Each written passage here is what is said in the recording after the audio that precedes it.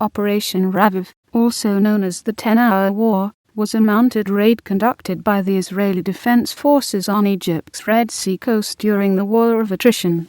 Taking place on September 9, 1969, Raviv was the sole major ground offensive undertaken by the IDF against Egypt throughout the war.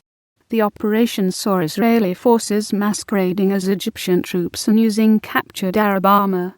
As the War of Attrition raged along the Suez Canal in the summer of 1969, Israel was hard-pressed to find a solution to Egypt's superiority in both manpower and artillery. With Operation Boxer, it had begun employing the Israeli Air Force's flying artillery, yet these operations were under the constant threat of expanding Egyptian air defenses.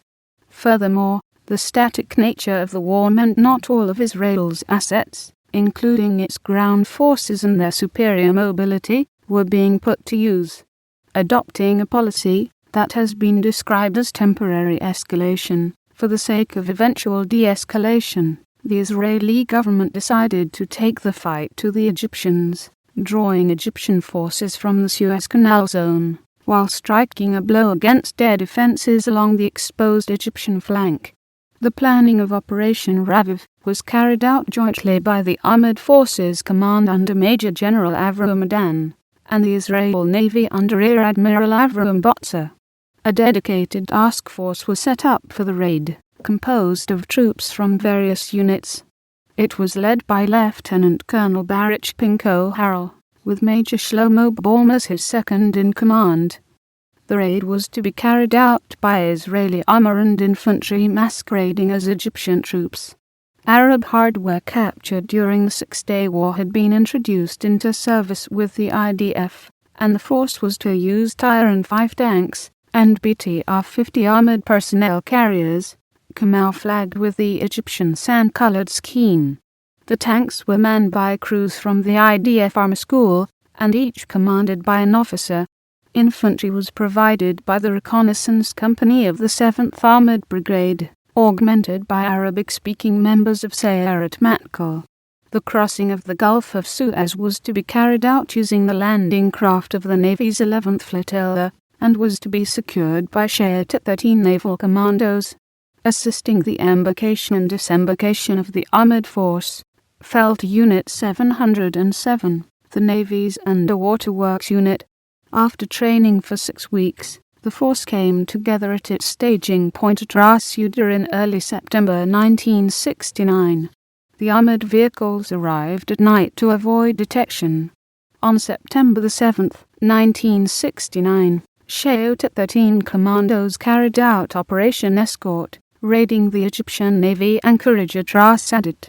Arriving on a pair of Ma'al Haman torpedoes, the 8 operators attached limpet mines to 2 P-183 torpedo boats, before withdrawing and detonating their charges from a distance.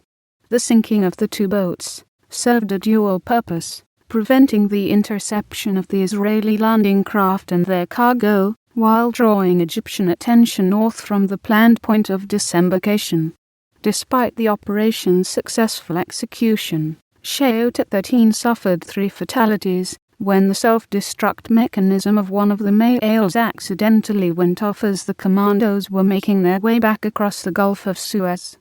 Pinko Harel's small force of about 100 men, 6 Tyr 5s and 3 BTR-50s, landed on the Egyptian coast at 3:37 a.m. on the morning of September 9.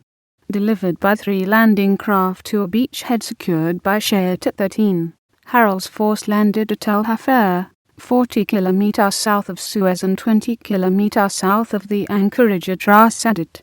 Laden with extra fuel and ammunition, the force headed south, wreaking havoc behind Egyptian lines and attacking installations along the way. The first of these was the Egyptian Army camp and radar site at Arbud Arag, which by 7:17 had been secured. Masquerading as an Egyptian force, the raiders met no significant resistance, and had little trouble overcoming the surprised and lightly armed troops guarding Egyptian installations, ill-equipped to repel enemy tanks. An Egyptian armored force was camped 40 kilometers north of the landing point, but not only were the raiders driving away from it, but also created obstructions to cover their rear, blowing down rock formations overhanging the road. The force was able to hinder any pursuing force,